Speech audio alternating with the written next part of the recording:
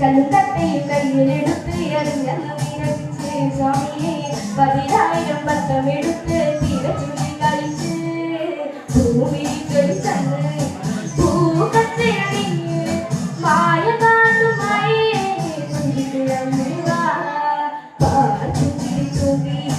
Parvathi